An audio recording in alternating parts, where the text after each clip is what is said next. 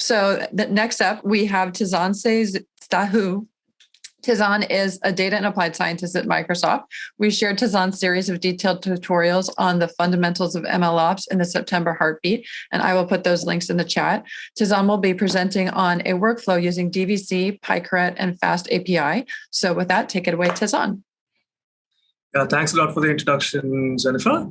Let me just share my screen. I hope my audio is clear. Yep, sounds good.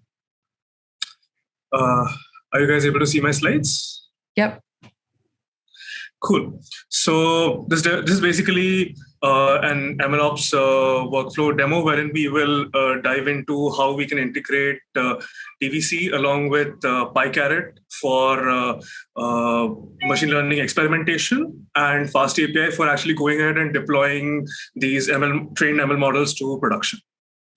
So before starting, just a bit about myself. I am a data and applied scientist at Microsoft, working with the Bing Autosuggest team.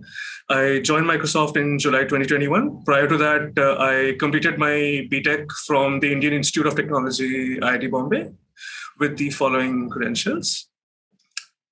So yeah, let's talk about what this demo is actually about.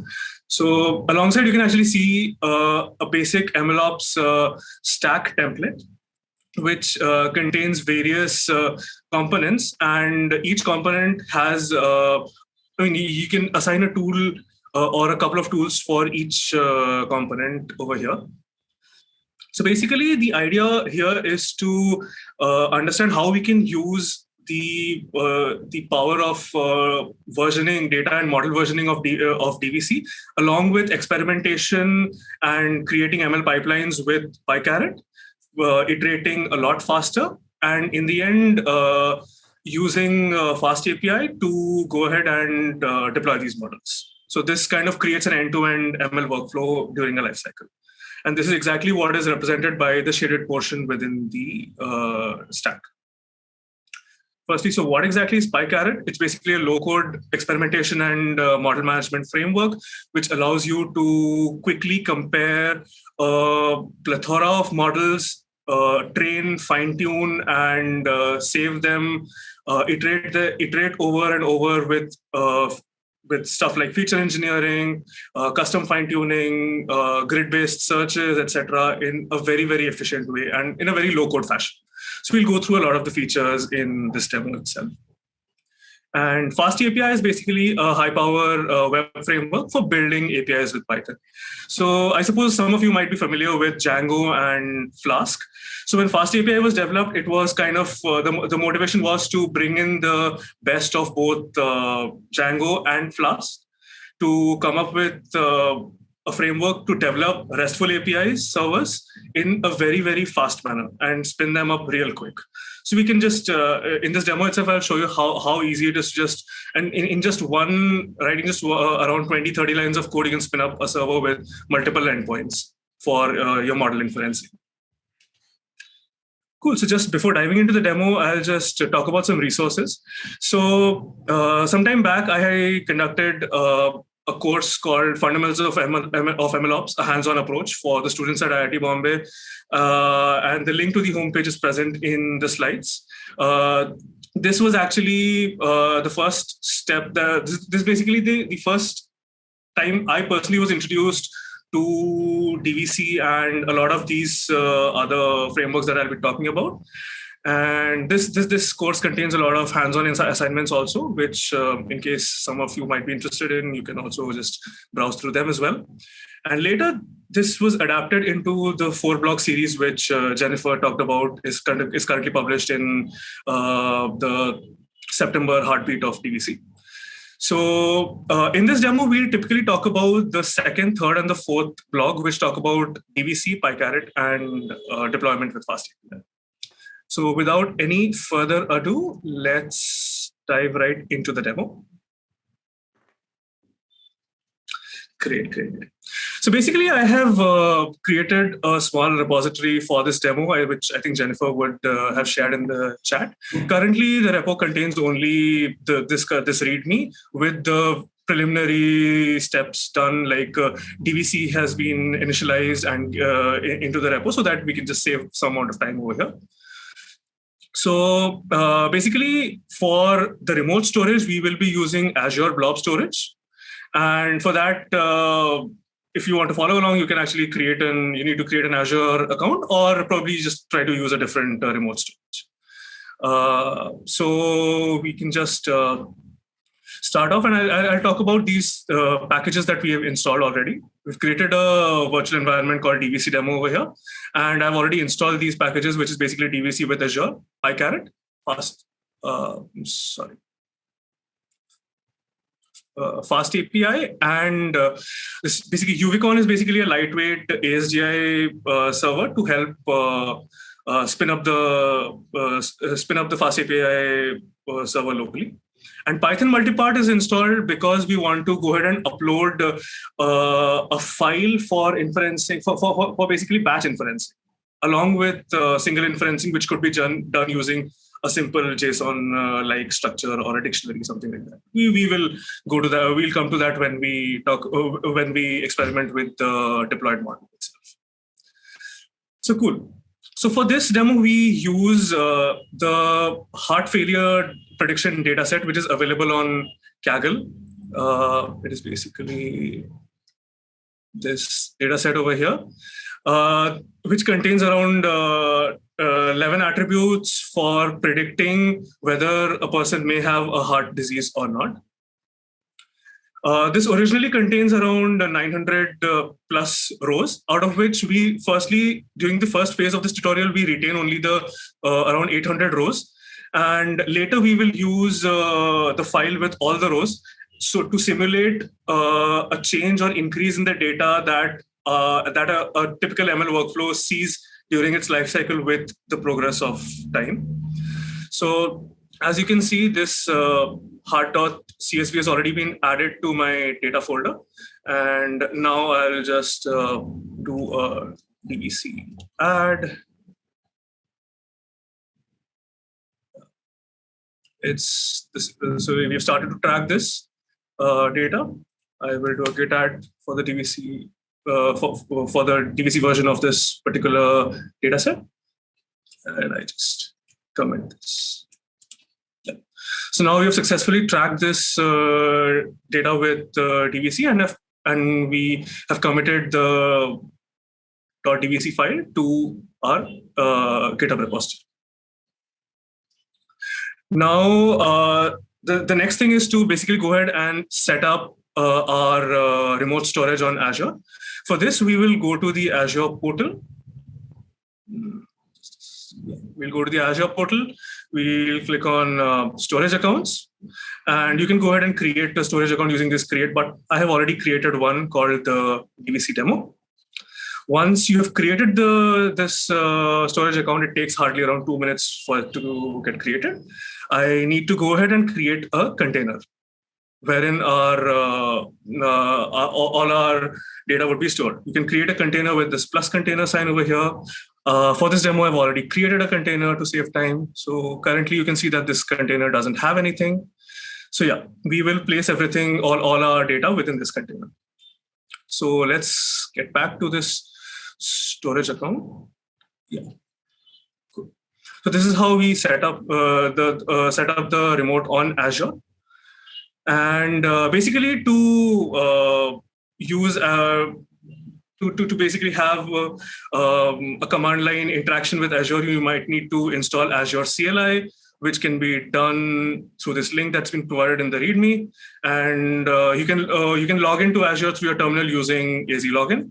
I have already logged in, so you can just see this through AZ account list.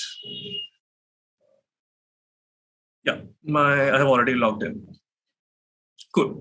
So now we go ahead and add this Azure container as our remote. We call it storage, and we will be storing it within a path called DVC store. And now is the important thing of basically adding a connection string so that we can connect to this storage. So to get the connection string, we go to this storage account, go to access keys, show keys, and then just pull in the connection string. So now I can just go ahead and write DVC remote modify. And since this is a secret, I would want to have it locally saved. Storage connection string, and then I just paste this. So yeah, now this is configured. Now I can simply do a DVC push.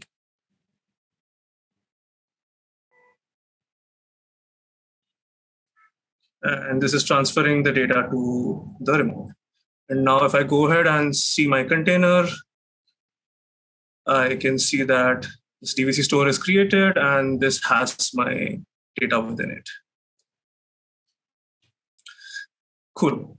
So now I can, since I've already, I've also saved this .dvc file to Git, I've added it to Git, so I can just do a Git push. And that's so now with this basic data setup, we can now move to the portion where we go ahead and experiment with PyCaret for creating ML models. So for that, I've already created a small an IPython notebook, and yeah, I'll probably just go over the stuff I've already set. So first, I import pandas and OS. And I'll be loading the actual data. I'll be loading the actual data set as well. I don't know why it's taking that long. Yeah. Cool. So as you can see, I had mentioned that we have around 800 rows over here in this particular version of the data. We can inspect this data. As you can see, there are 11 features, and this is basically the label. Heart disease is basically the label that we want. So this is basically a classification task, a binary classification task that at our hand. So PyCaret, when we start using PyCaret, PyCaret offers you a lot of these modules for different kinds of tasks. This involves regression, classification, anomaly detection, and also stuff including NLP. And now I think they have a beta version of some models for time series analysis as well. So anyways, with this, we'll firstly import all the stuff from PyCaret classification. And the way we start the experimentation is by setting up an experiment using the setup command, wherein we pass in the data frame as data. This target is basically the label, the label column. Session ID is basically a random seed number that can be used for reproducibility. And what this train size is basically, since this entire data for us is a training data set, we would want to train this particular model on, let's say, 80% of this training data, and have the remaining 20% as an unseen holdout for which we can conduct evaluation on. And later towards the end, once we are satisfied with the performance of the model, we can train the model over this entire data. That will be done in one of the later steps. So I can actually just run this, and yeah, you can see that PyCaret has tried to identify the kind of columns each of these are, whether they're categorical, numeric, and this is the label, etc. So now if I'm satisfied with this, I can go ahead and press enter. So the processing is done. You get a lot of information over here. These are the various different methods and techniques that you can pass in as options into this setup. We'll come to this in one of the second in a later, some of these in a later part, and explore these. And now, since we're in the classification domain, it is interesting to look at the kind of models that PyCaret can work with. So that can simply be done using this models function. You can see that there is this logistic regression, KNN classifier, knife-based decision trees, and a ton load of other classifiers that can be that will be compared for choosing the best model. Now, for choosing the best model, it's as simple as just writing a compare models statement.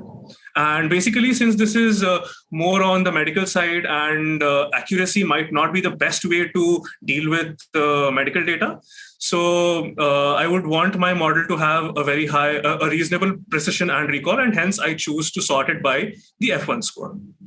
And basically, this will return the top model after comparing. So I just start this, and in the background, PyCaret starts to build these different models and starts comparing them.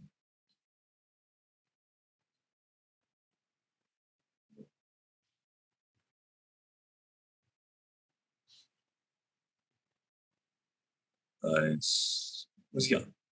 So as you can see, it will just take a bit of time to just warm up, and then things are pretty fast. Of course, the data set is slightly small, so definitely you will have a very fast result. And as you can see, this random forest classifier has the best F1 of 0.895, of around 0.896. So this will be saved as our top model.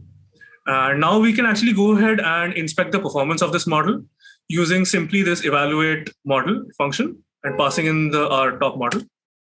This will give us a bunch of options. We can actually go ahead and check the area under curve. We can inspect the confusion matrix over here. And if it's this is basically a random forest. So if it's a decision tree or something, we can also go ahead and look at the decision tree, the decision boundaries. Okay, so this is not a decision tree at this point, but I can look at some of the feature importances using this. We'll just take a bit of time.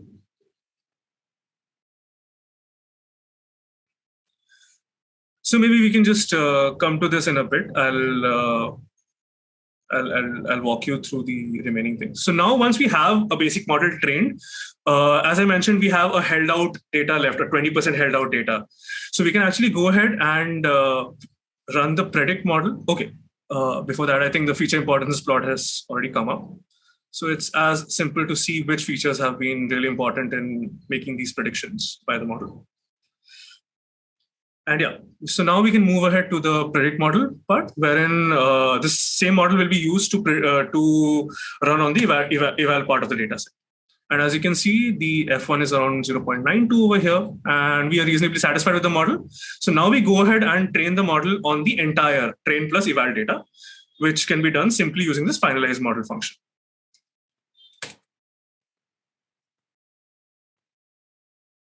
And yes, now we have the finalized model, and we go ahead and save this model into our models directory. Create a models directory if it doesn't exist and save it. So now you can see this model.pickle file comes into the models directory. So what this models.pickle file contains is the entire data transformation pipeline along with the random forest model. So that once you load this model and pass in any raw data in the format same as the initial data frame, it will perform the required transformations if you have set any of them and run it through the model to get the inference done. So now that we have our model ready, we can go ahead and track the model using this. I will be just add it to Git as well. I will do a DVC push.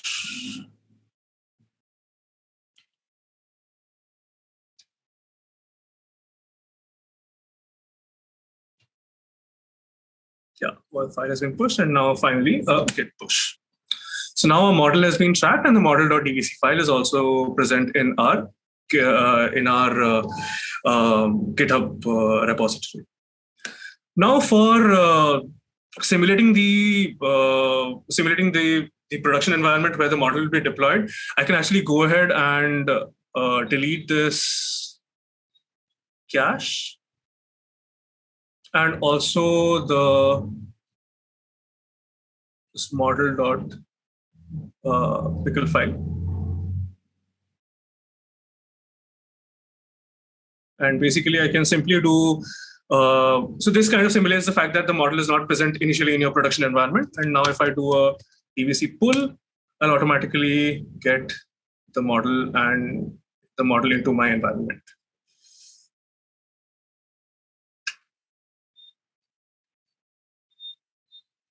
Yeah, so my model file has been fetched. And now basically I so now I have the model, and now basically we go ahead and create the server. So I've already created this main.py file within my server folder, and I'll just walk you through this. So basically, first we import the necessary modules from FastAPI, which is for file upload and creating a base model as well. We import the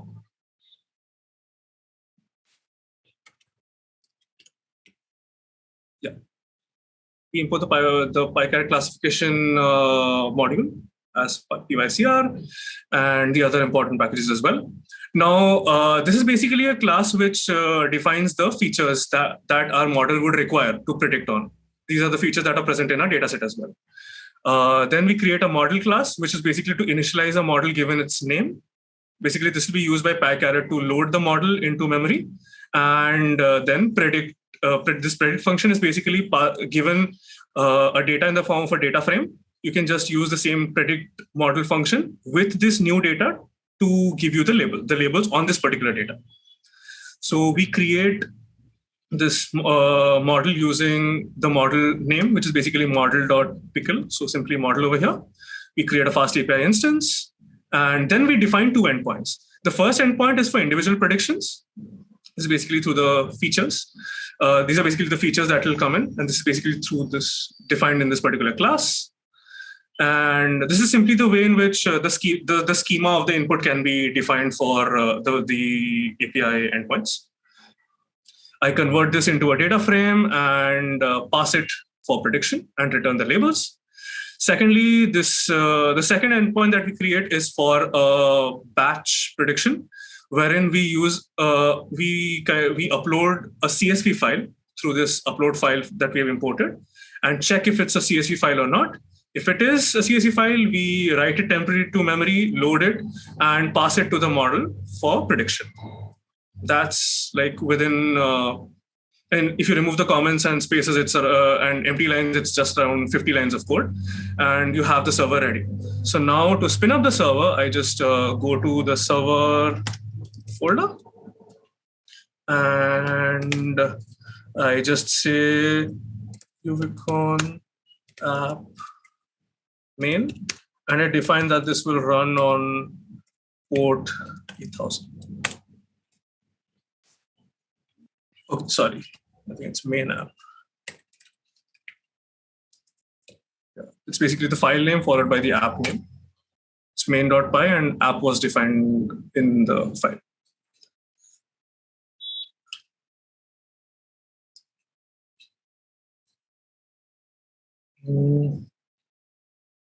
So yeah, within minutes, the server is running on port 8000, and now I can actually go ahead.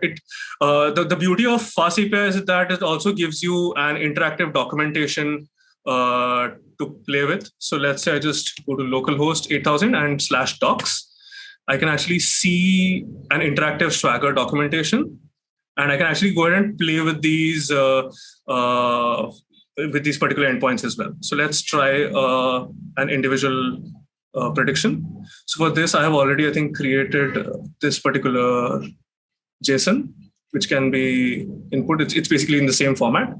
So I just replace it and execute. And yeah, I have the label with me, return. Now for a batch input, I basically try it out. I need to choose a file now. I need to choose a CSV file. So for choosing a CSV file, I've already created a batch eval which contains 20 records, which can be which will be sent for evaluation. And I execute this, and yeah, I have all these 20 labels with me. So this is typically how you can experiment with this particular server, and later also you can use these API endpoints in your own applications, etc., in your front-end applications to basically as your typical server, API server. So now that we have done this, we can simulate the arrival of some new data using this using the full data that we had. It's in this. I've just saved it in version 2. I'll just copy it to my repo. I say I'll replace the file.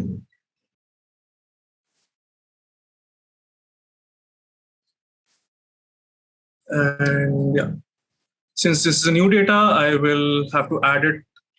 I'll have to add this again. I'll stop the server.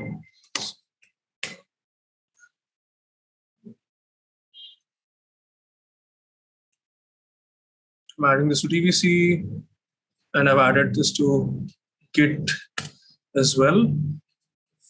Commit this. Now simply a DVC push. We'll push this new data into our remote. And then we finally do a DVC push origin, Git push origin. So this new data is also fully tracked by DVC and Git.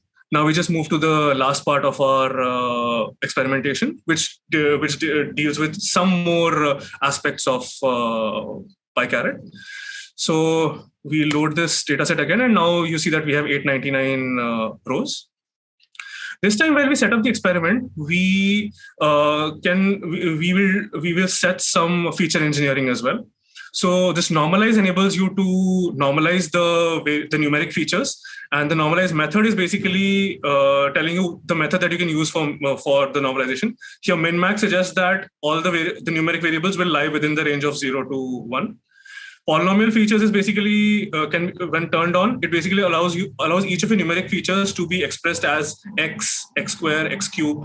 By default, the maximum exponent is 2.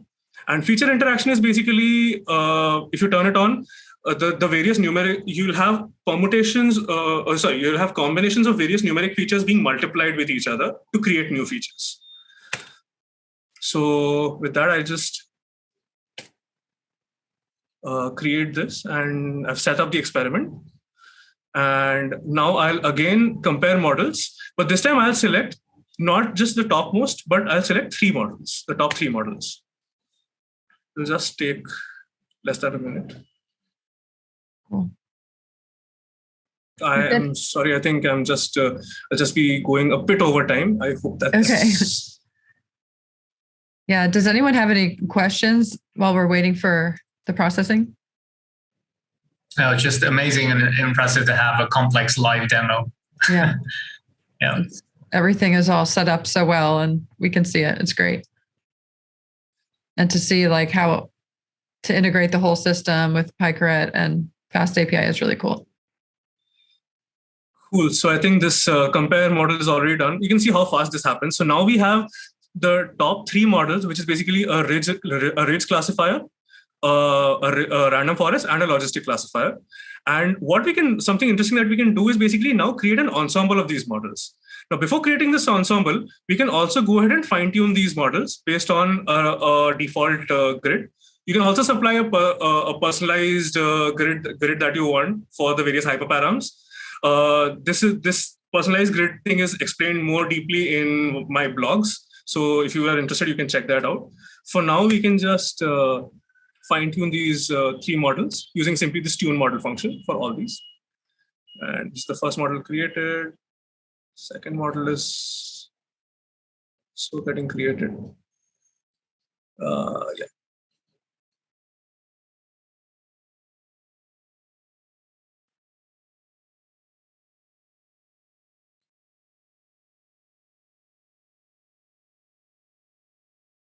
The random forest model has been done.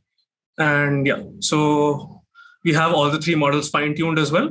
And lastly, we can create an ensemble using the blend model function and passing the estimator list.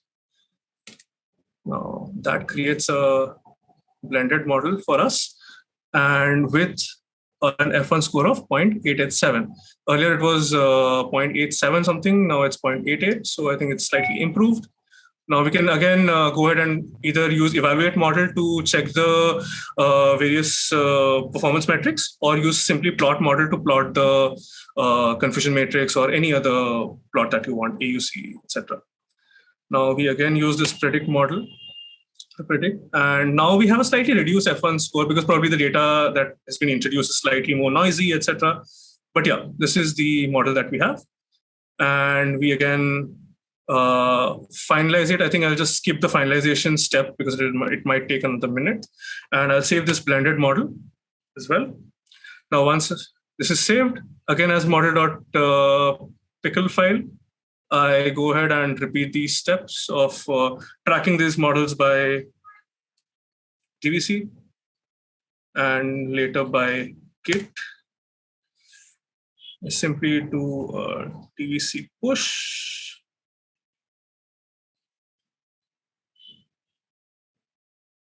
And then this new model is also getting stored in a remote. We can use this later in our production environment.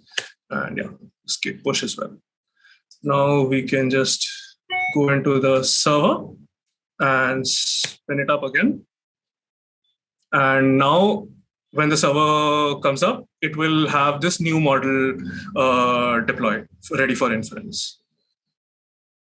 So yeah, it started, the server has started. And now again, if I refresh, I will get these interactive documentations, and again, I can do the inferencing totally based on this.